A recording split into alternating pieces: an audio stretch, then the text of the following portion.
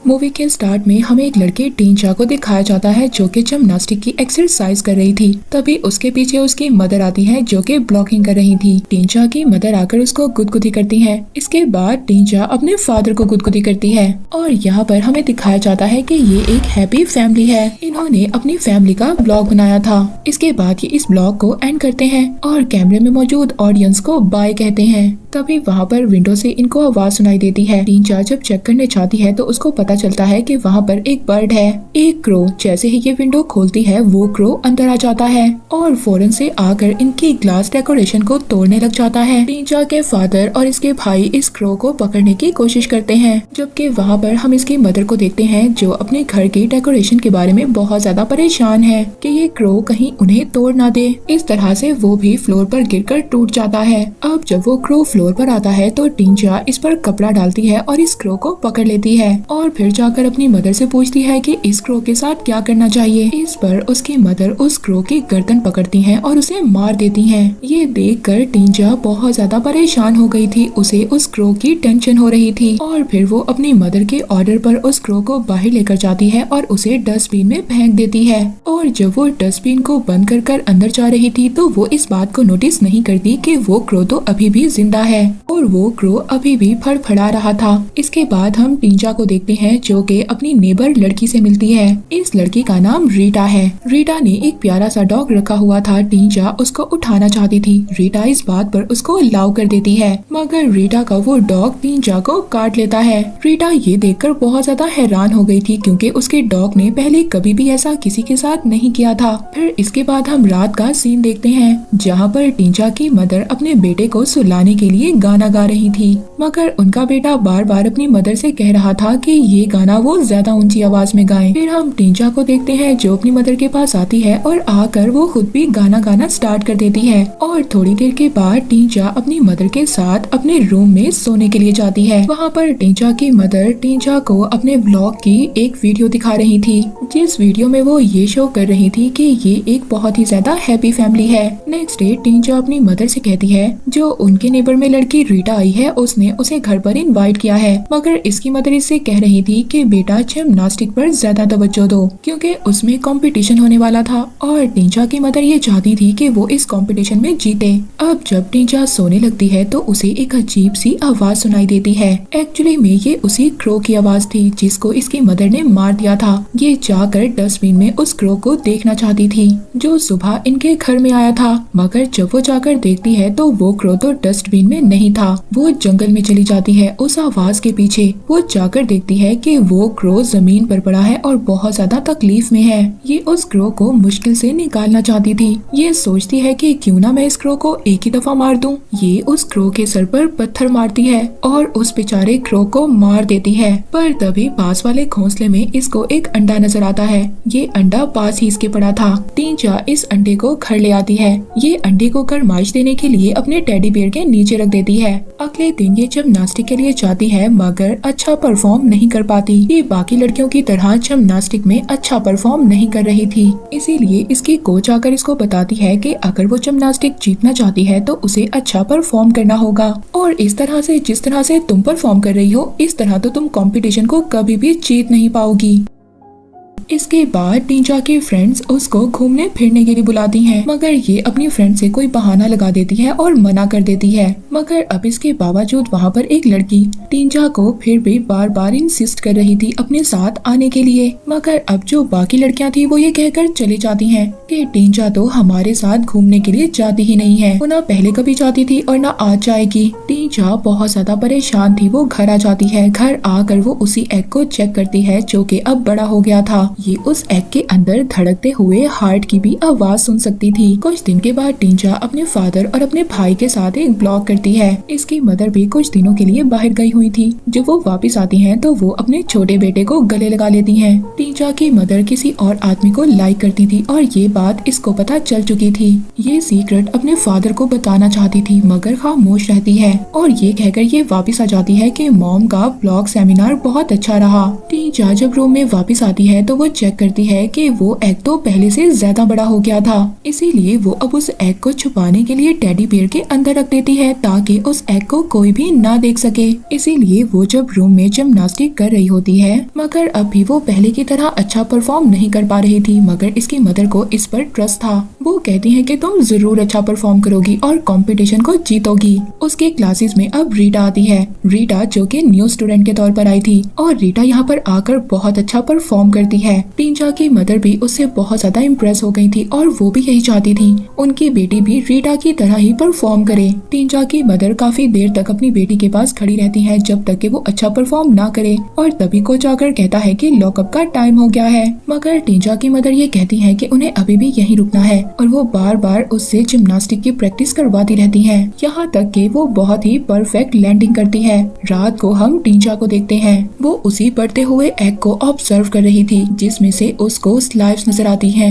इसके बाद हम टींचा को उसकी मदर के साथ देखते हैं जो उसको बता रही थी कि वो किसी और को लाइक करती हैं, मगर ये बात टींचा को बिल्कुल भी पसंद नहीं आती। नेक्स्ट सीन में हम टींचा को देखते हैं जो उस एग के पास बैठी रो रही थी और उसके आंसू उस एग के ऊपर गिरते हैं और फिर उसके आंसू उस एग में ऑब्जर्व हो जाते हैं। तभी हम देखते हैं कि उस एग में से कोई चीज बाहर आ रही थी। उसका शेल आहिस्ता आहिस्ता टूटने लगता है, उसमें से कोई क्रिएचर बाहर आना चाहती है। टींचा बहुत ज्यादा डर गई थी और वो फौरन से जाकर अपने रूम की कबर्ड में छुप जाती है और फिर जब वो आहिस्ता आहिस्ता देखती है तो उसे पता चलता है कि इस एग में से बहुत बड़ा बर्ड बाहर आया है और वो बर्ड कुछ ही देर में रूम से गायब भी हो जाता है। वो बर्ड अब कमरे से बाहर जाने से पहले कबर्ड में झांकता है जिससे कि टींचा बहुत ज्यादा डर जाती है। तभी अचानक से इसके फादर इसके रूम में आ गए थे। टींचा जो एग के शेल टूटे थे वो फौरन से अपने बेड के नीचे कर देती है और वो अपने फादर को बताती है कि उसके रूम में एक बर्ड आ गया था। अगली रात वो बर्ड दोबारा से टींचा के रूम में आता है।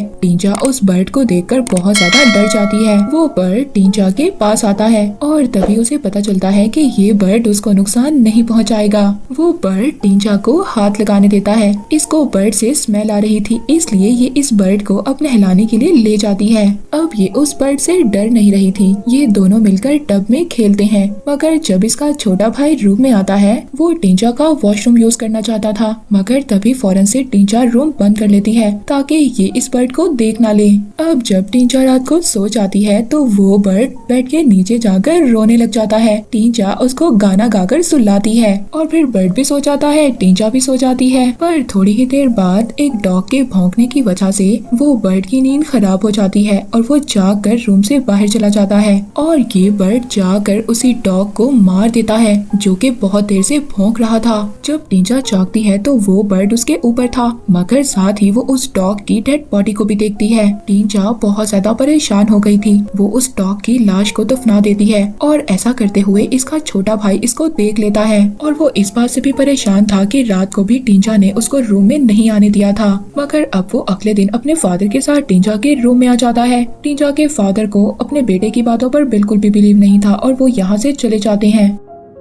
अब अगले दिन टींचा बर्ड के खाने के लिए पेट एनिमल के शॉप पर जाती है। यहाँ पर इसको रीटा भी मिलती है और इससे पूछती है कि क्या तुम्हारे पास कोई परिंदा है। इस पर टींचा कहती है कि नहीं, अभी तो मेरे पास कोई भी बर्ड नहीं है, मगर हाँ बहुत जल्दी मिल जाएगा। और वहाँ पर जितनी लड़कियाँ थी वो टींचा को बहुत ही अजीब नजरों से देख रही थी। टींचा के बर्ड ने रीटा के डॉग को मार दिया था क्योंकि रीटा के डॉग ने टींचा को काटा था। और हम रीटा को देखते हैं जो अपने डॉग के मिसिंग होने के पोस्टर हर जगह पर लगा रही थी और वो इस बात के लिए टींचा से भी हेल्प मांगती है। टींचा की मदर घर में उसको एक न्यू हेयर ब्रश देती हैं और ये बात टींचा के भाई को बिल्कुल भी अच्छी नहीं लगती क्योंकि उसको तो कुछ भी नहीं मिला था। जब ये वहाँ पर मिसिंग डॉग के पोस्टर को देखता है ये बहुत जल्दी उस डॉग को ले आता है जिसको कि टींचा ने दफना दिया था। वो कहता है कि इस डॉग को टींचा ने मारा है, मगर इस बात पर टींचा के पेरेंट्स उसका बिलीव नहीं कर रहे थे। उनका कहना था कि बच्चे तुम झूठ बोल रहे हो। ये कहकर वो यहाँ से चले जाते हैं। वहीं पर हम टींचा के रूम में एक साई को देखते हैं। टींचा का भाई भी मास्क पहनकर टींचा के रूम के इर्द गिर्द था। जब वो टींचा के रूम में जाता है तो वो बेड के नीचे देखता है उसको वही बर्ड मिलता है। ये देखकर टींचा का भाई बहुत ज्यादा डर गया था और वो पीछे हट जाता है। दूसरी तरफ हम टींचा को देखते हैं जो अपने पेरेंट्स के साथ थी, उसको भी अब दौरे पड़ रहे थे। जब वो ठीक हो जाती है तो वो अपने रूम में आती है और उस बर्ड को डांटने लगती है। इसकी मदर भी इसके पीछे आती है। जब वो पीछे आकर टींचा को देखती है तो इसके बेड के नीचे तो कुछ भी नहीं था, मगर इसकी मदर को स्मेल स्मेल आ रही थी। ये फौरन से अलमारी की तरफ जाती हैं, मगर फौरन से टींचा भी रूम में आ जाती है। उसको ऐसा लग रहा था कि इसकी मदर ने उस बर्ड को देख लिया है, मगर जब वो देखती है वो बर्ड तो ऊपर की तरफ छुपा हुआ था और ये फौरन से उस अलमारी को बंद कर देती है। अब ये अपने बर्ड को अलमारी में ही बंद रखती है, मगर जब कुछ देर के बाद उसको भूख लगती है तो टींचा खुद ही उसको खाना खिलाने जाती है। बर्ड बहुत ज्यादा परेशान था, उसको ऐसा लग रहा था कि टींचा उससे नाराज है, मगर वो उस बर्ड को सुकून देने के लिए गाना गाती है। वो देखती है कि उसके बर्ड के फीदर और बाल आहिस्ता आहिस्ता बड़े हो रहे हैं। ये अपने बर्ड का नाम एली रख देती है। एक रात हम देखते हैं कि टींचा का ये बर्ड टींचा का ही ड्रेस पहनकर अलमारी से बाहर आता है। वो इसके रूम से बाहर चला गया था, मगर तभी टींचा का छोटा भाई इसको देख लेता है। वो ये समझता है कि ये टींचा ही है, मगर जब वो थोड़ा और गौर से देखता है तो उसको पता चल गया था कि ये तो कोई और चीज है और वो डर कर अपनी मदर के रूम में चला जाता है। टींचा का भाई तो डर गया था, मगर अब ये बर्ड टींचा की मदर के रूम के अंदर चला जाता है। ये बर्ड उनका हाथ पकड़ लेता है जो कि सो रही थी। जब वो उठती है तो उनके आसपास तो कोई भी चीज नहीं थी, मगर उनके हाथ पर कुछ लिक्विड लगा हुआ था। अब ये डर जाती हैं और एक नाइफ लेकर बाहर आती हैं। ये इधर उधर देख रही थी। हम देखते हैं कि टींचा का बर्ड एली उसकी मदर की तरफ आ रहा था। जब टींचा की मदर उसका शेडो देखती हैं, ये पीछे मुड़ती हैं। ये तो इनका छोटा बेटा यानी कि टींचा का भाई था। वो डर कर अपनी मदर को हक कर लेता है और कहता है कि मॉम, टींचा एक भूत है। इसकी मदर कहती है कि ये तुम्हारा वहम है, तुमने कोई ड्रीम देखा होगा। नेक्स्ट सीन में हम टींचा को देखते हैं जो उस बर्ड के बालों पर एक फूल रखती है और उसको ब्यूटीफुल कहती है। और फिर वो जब जिम्नास्टिक की प्रैक्टिस करने के लिए जाती है तो रीटा के साथ बहुत ज्यादा एंजॉय करती है। मगर हम टींचा की मदर को देखते हैं जो कि रीटा से बिल्कुल भी खुश नहीं थी, क्योंकि रीटा टींचा से ज्यादा अच्छी प्रैक्टिस करती थी। हम देखते हैं जब ये दोनों लड़कियां आपस में बात कर रही थी तब टींचा की मदर इस बात पर गौर करती है कि रीटा जिम्नास्टिक में ज्यादा अच्छी है और टींचा को ज्यादा मेहनत करनी होगी। तभी हम टींचा की कबर्ड को देखते हैं जहाँ पर से वो बर्ड बाहर आने की कोशिश कर रहा था। अब प्रैक्टिस के बाद रीटा घर चली जाती है और वो महसूस करती है कि कोई चीज उसके पीछे है। वहाँ पर कार में भी टींचा को ये एहसास हो गया था कि शायद कुछ गलत होने वाला है। वो अपनी मदर से कहती है कि वापस जाएं, मगर इसकी मदर इसकी एक भी नहीं सुनती। वहाँ पर हम रीटा को देखते हैं जो कि खौफ से भाग रही है। वो डर रही थी। कुछ दूर भागने के बाद वो रुक जाती है और वो उस बर्ड एली को अपने सामने देखती है। एली अब इंसानी शक्ल में थी। वहाँ पर टींचा को भी गाड़ी में दौरे पड़ने लग गए थे, मगर टींचा की मदर उसको समझा रही थी कि सब कुछ ठीक हो जाएगा। मैं भी जब स्केटिंग में जाया करती थी तो ऐसे ही घबरा जाती थी। अब जब टींचा घर आती है तो वो बहुत ज्यादा डिप्रेशन में थी। उसकी मदर को ऐसा लग रहा था कि टींचा को बहुत ज्यादा डिप्रेशन है और इसीलिए वो टींचा से कहती है कि कुछ देर के लिए तुम घर पर ही रेस्ट करो। नेक्स्ट डे टींचा की मदर ब्रेकफास्ट पर उसको बताती है कि आज मैं तुम्हें तुम्हारे अंकल के घर लेकर जाऊंगी। ये उन्हीं अंकल के बारे में बता रही थी टींचा की मदर जिसको लाइक करती थी। टींचा उस अंकल के घर जाती है जिनका नाम टैरो था, जो कि टैरो की पहली वाइफ से था और उसकी अब डेथ हो गई थी। टींचा को नींद नहीं आ रही थी उस बच्चे के रोने की वजह से।